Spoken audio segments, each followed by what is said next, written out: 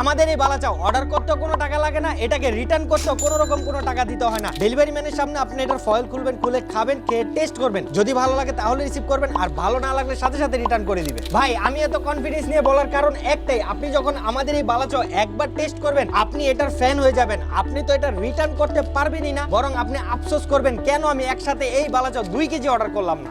এই বালাচাও জাস্ট এভাবে হাতে ঢালবেন আর খাবেন। বিসমিল্লাহ।